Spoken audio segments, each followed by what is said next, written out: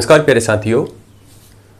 मध्य प्रदेश पटवारी के एग्ज़ाम की जब भी बात की जाती है तो स्टूडेंट्स मेरे पास एक कमेंट ज़रूर करते हैं कि सर सीपीसीटी को लेकर एक बात स्पष्ट कर दीजिए, बहुत क्लियर कर दीजिए कि क्या सीपीसीटी अब जो मध्य प्रदेश पटवारी का एग्ज़ाम होगा उस एग्ज़ाम में क्या यह अनिवार्य रूप से लागू हो जाएगी या नहीं।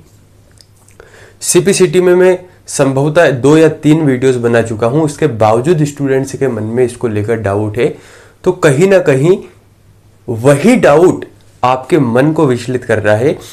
मैंने देखा कि स्टूडेंट्स एक तो कमेंट ये करते हैं कि सर संभावना है कि सीपीसीटी अनिवार्य नहीं रहेगी, वही स्टूडेंट पुनः कमेंट करते हैं कि सर अगर अनिवार्य कर दी गई तो फिर हमारा क्या होगा।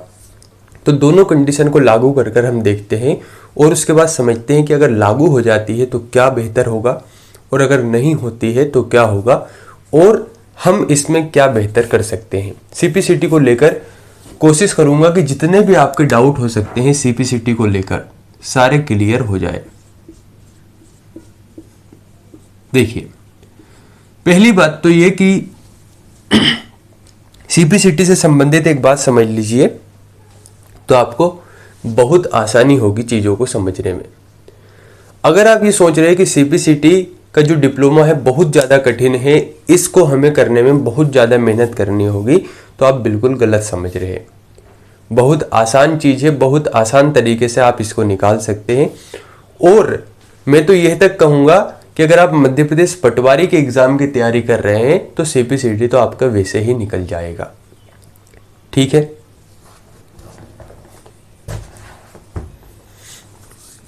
देखिए बात ये आती है कि सर सीपीसीटी करे या नहीं और एग्जाम के दृष्टिकोण से इसके बारे में कुछ बताइए।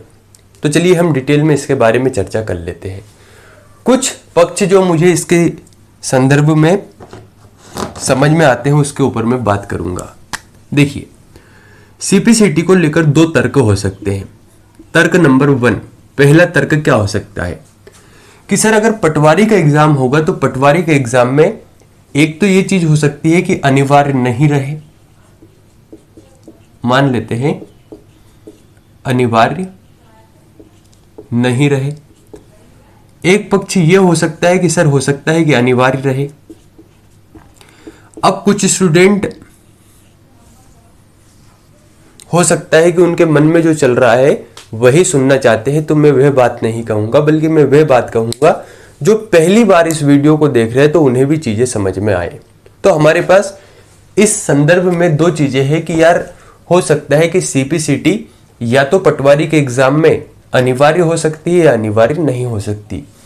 दोनों कंडीशन में हम क्या कर सकते हैं उसके ऊपर चर्चा करेंगे।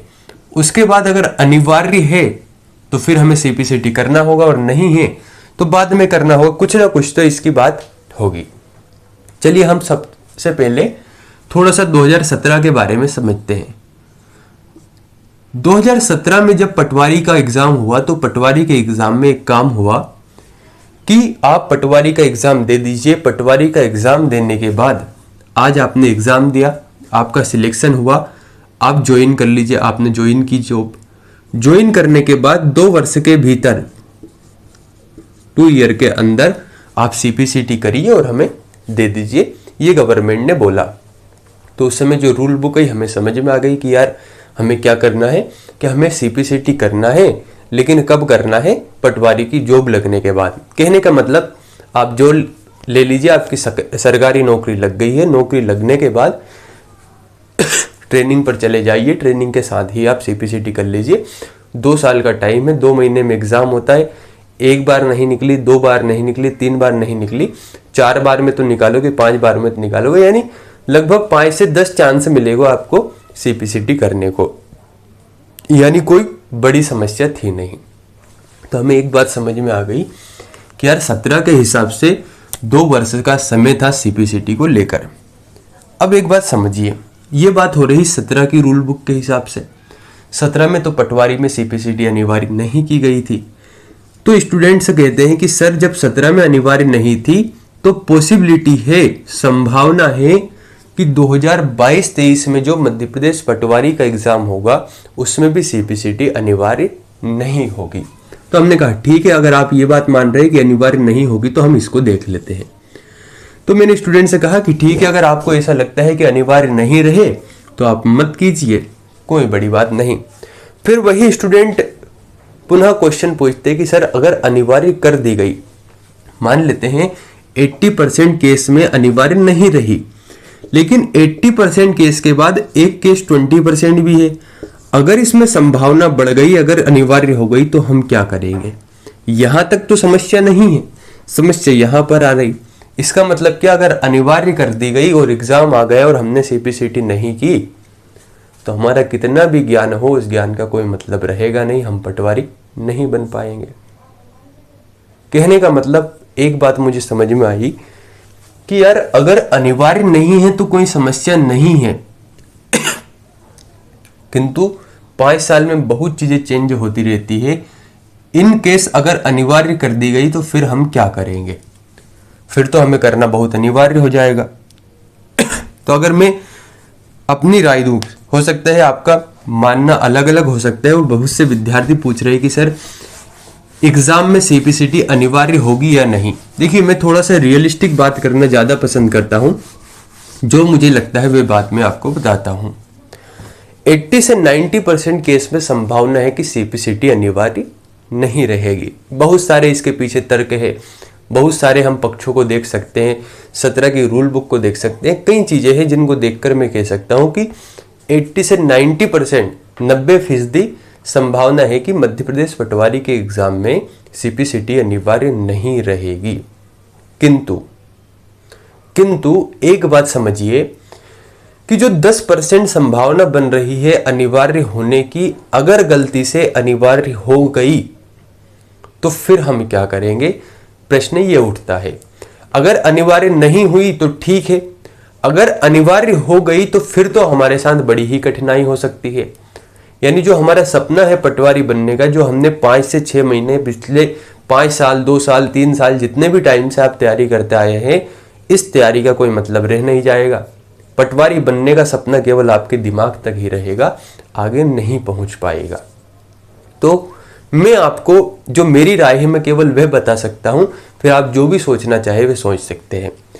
मेरा यह मानना है कि चलो मान लेते हैं कि हम पटवारी में सीपीसीटी अनिवार्य नहीं रही, तो फिर हम सब फॉर्म डालेंगे।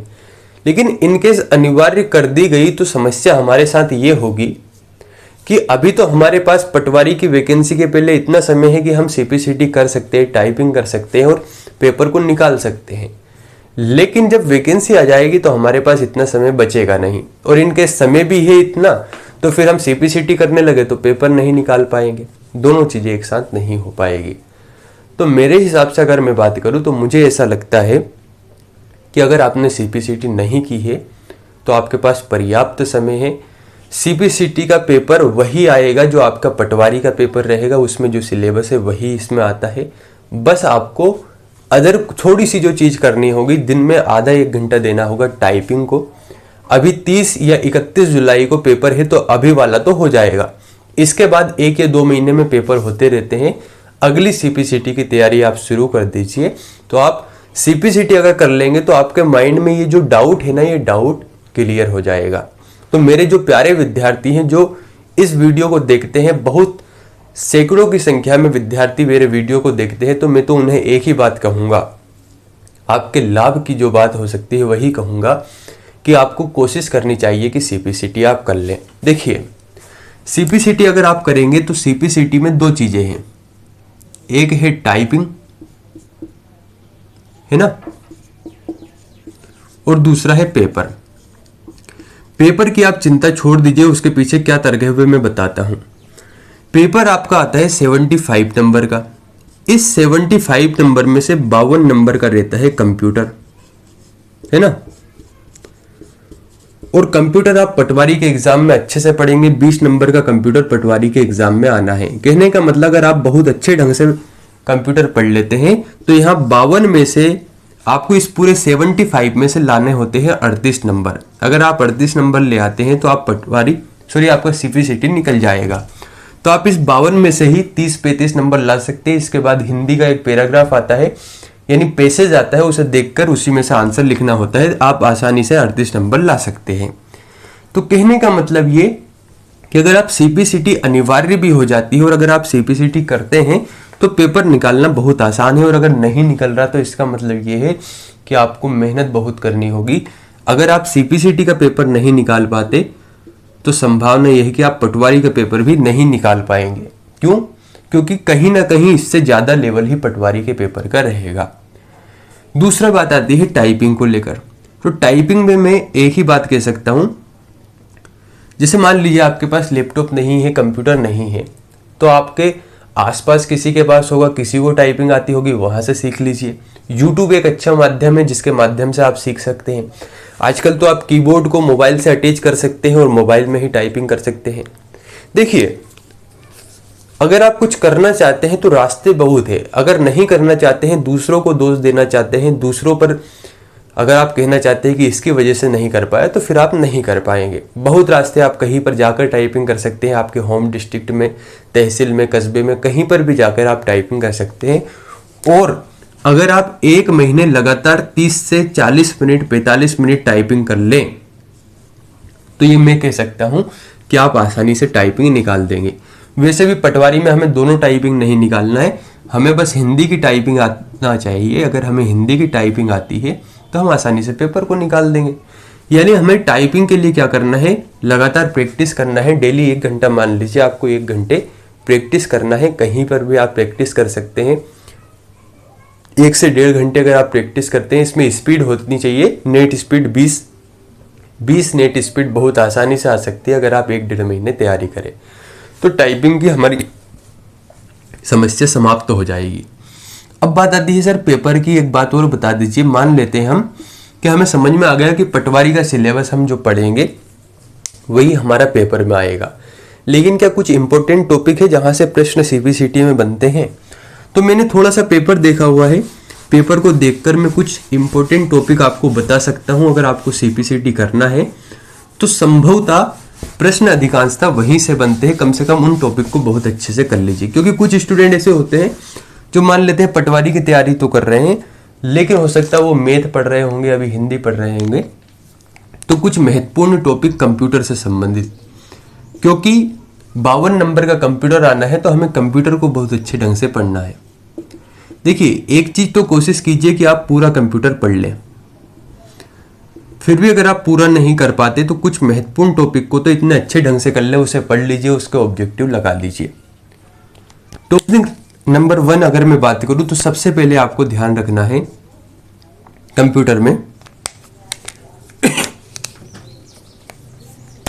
Input device. Input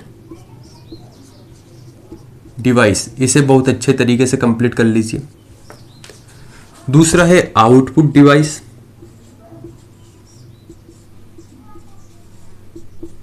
output device यानी इसे पढ़ लीजिए और पता होना चाहिए कि इनपुट डिवाइस कौन सा है, आउटपुट डिवाइस कौन सा है, इसके ऑब्जेक्टिव सॉल्व कर लीजिए। तीसरा अगर मैं बात करूं तो कंप्यूटर आर्किटेक्चर, यानी कंप्यूटर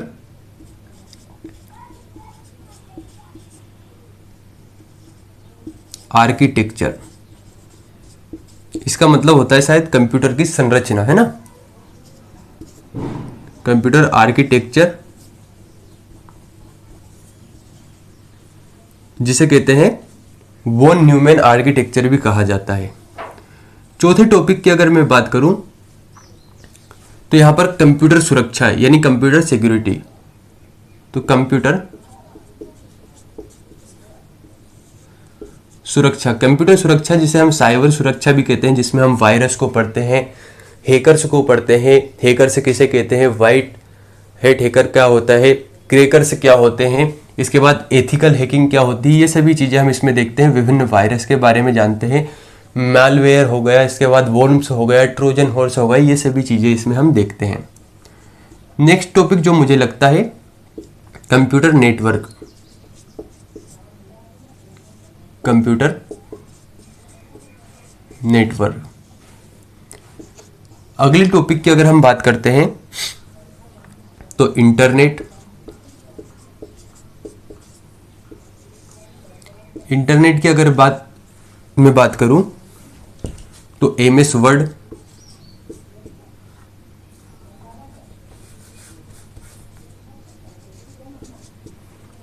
MS वर्ड, ये सभी MS ऑफिस के अंतर्गत आते हैं, है ना। इसके बाद MS एक्सेल, पावर पॉइंट। इन चीजों को अगर आप बहुत अच्छे ढंग से पढ़ लेते हैं तो संभवतः चांस ये बनता है कि आधे से अधिक प्रश्न केवल इन्हीं में से आ सकते हैं। जैसे इनपुट डिवाइस है तो कौन कौन से इनपुट डिवाइस हो गए, कीबोर्ड हो गया, माउस हो गया, इन चीजों को एक बार देख लीजिए, है ना।